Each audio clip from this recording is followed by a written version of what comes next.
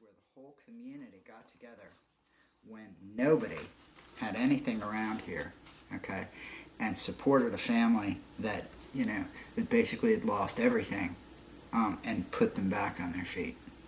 So this is, you know, I mean, it's hard now, looking at, you know, at the things we do and you know, the way that we treat each other, to imagine that these people were all living in grinding poverty, okay, and yet they all got together and put together, you know, some of this and some of that to get this family, my family, back on their feet.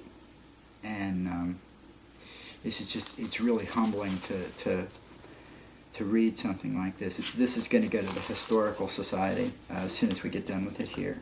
But, you know, this is why I'm proud.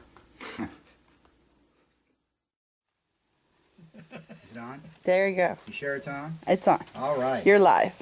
Okay. This is my dad. Hi, YouTube. Mega Dweezil here. Usually, like from the Great Indiana Wilderness, like we've talked about. And my father found something here in the lockbox, and I'd like for him to tell you what it is, because this is this right here is a piece of Indiana history. Dad, can you go ahead and read that for us? Yeah, okay. This is a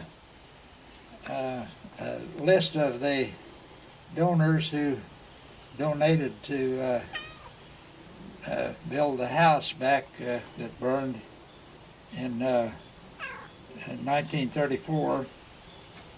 And how this come about was that, as usual, or not in all cases, but in most cases, when a house burned, there was usually the neighbors or someone around in the county would start taking up donations to help them get their house back, or else to give them food and shelter until they could get a house to live in if they were going to move back, or wanted to move back into where the old house burned. So this is a list here of with the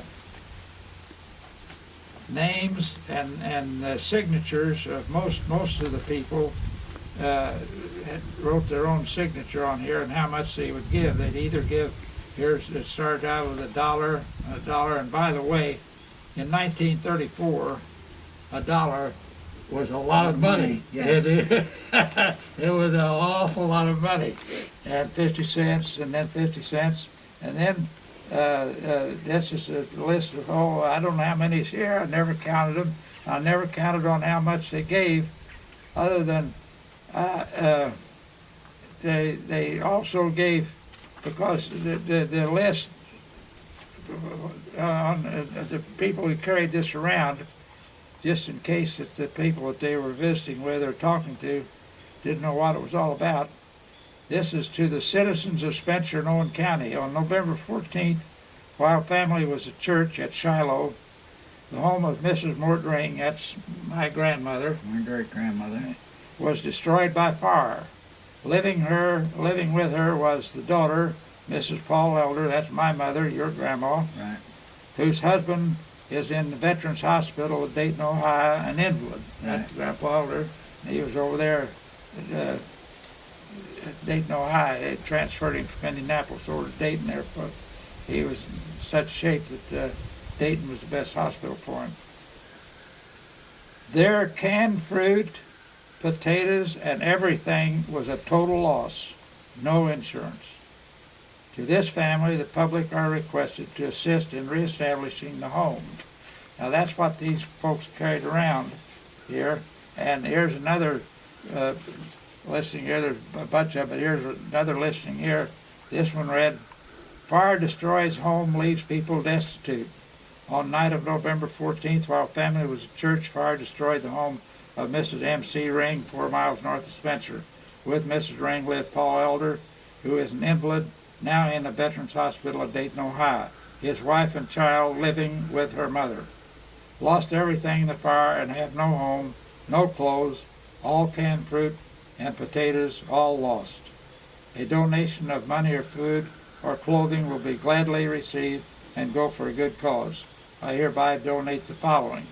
So this is what people carried around, trying to get enough money together to build back, either build the house back or get enough food. And they had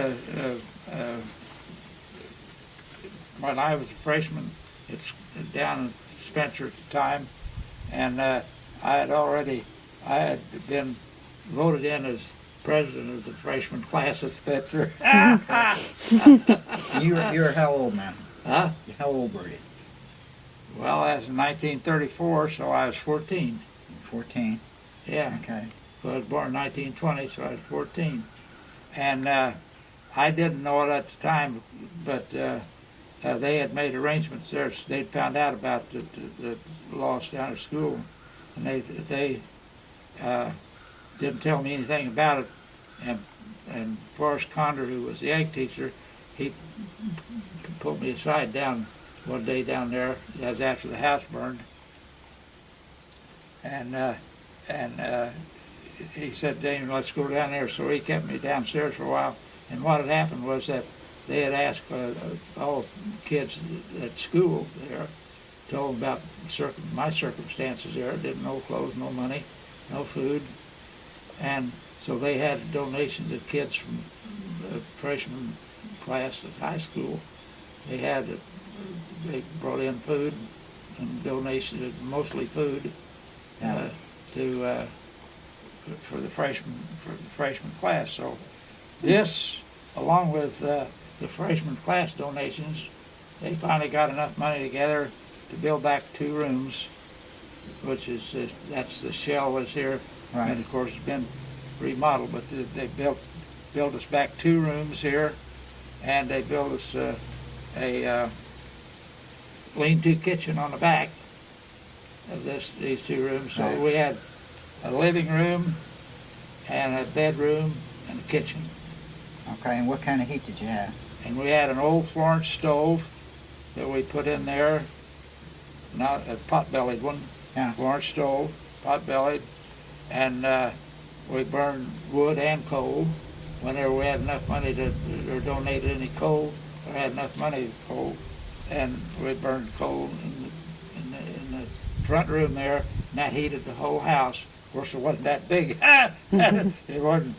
The front room was hotter than a pistol whenever Dad was here when he finally got home, and they'd bank the fire at night. They'd put the coal in there in the stove, and that stove would just get all red.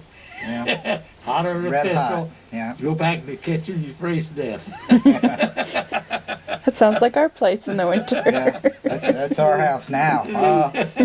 Where this is my heritage here.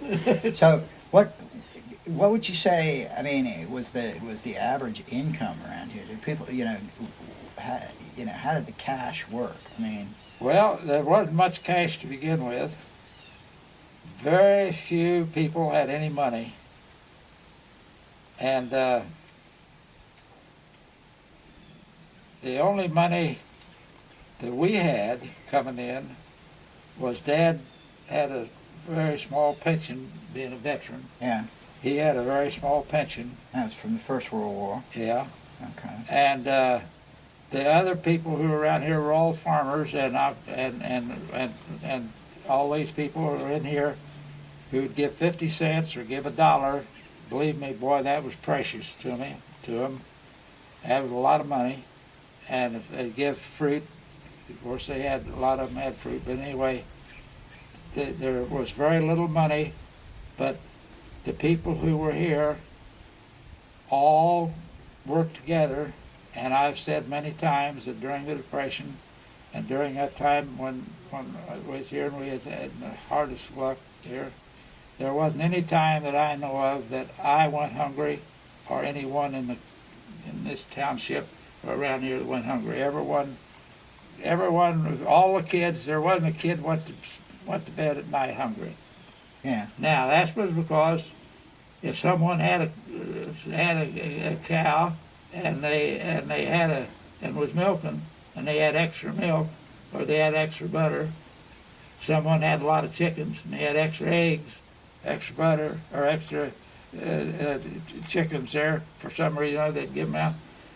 A lot of people had hogs. Some people, if they had a hog, believe me, that old hog, hopefully it was a female, and it had a sow and had pigs, Yeah. and then those pigs would start going around different places here, and there's people get together and butcher. Yeah, they'd have a butchering up when Kurt Sherbert come down here. When we finally got a hog, I don't know, we got a hog somewhere. Someone gave us a hog, I guess. Anyway, we had a hog and had butchered, and Kurt Sherbert come down, Mary Sherbert. So they all come down just like we used to in the threshing ring, and they'd have the big lunch, what they called dinner at that time. But they had at 12 noon around there, they'd have dinner there, and everyone would come in and eat. But then that hog would be alive in the morning, but by 2 o'clock in the afternoon, it was all cut up in pieces and wrapped, and either we didn't have refrigerators or anything like that, so we salted it down. Mm-hmm. We salted the meat down, and salted down. And then it'd get handed out. And they get handed out. Yeah. Yeah, and if at butchering time now, the menu was always liver, hog liver. That's the first thing they'd take out, when they clean the hog there, they'd gut the hog, to clean it out there. And they'd liver cut go right in the kitchen. liver go right to the kitchen there, and they had liver. And believe me, everyone had liver. And we have here many donations, 50 cents, many donations of, 25 cents, but we also have a lady here gave 2 quarts of meat. A lady here gave some butter. We have a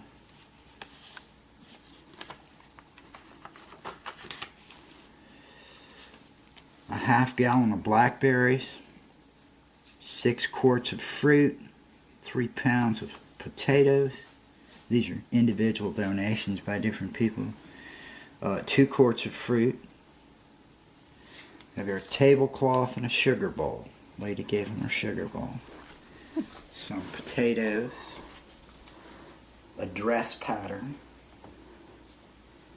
which is cool. Okay, we have, this lady gave 1 towel. Okay, which is, you have to remember, she might have had 2.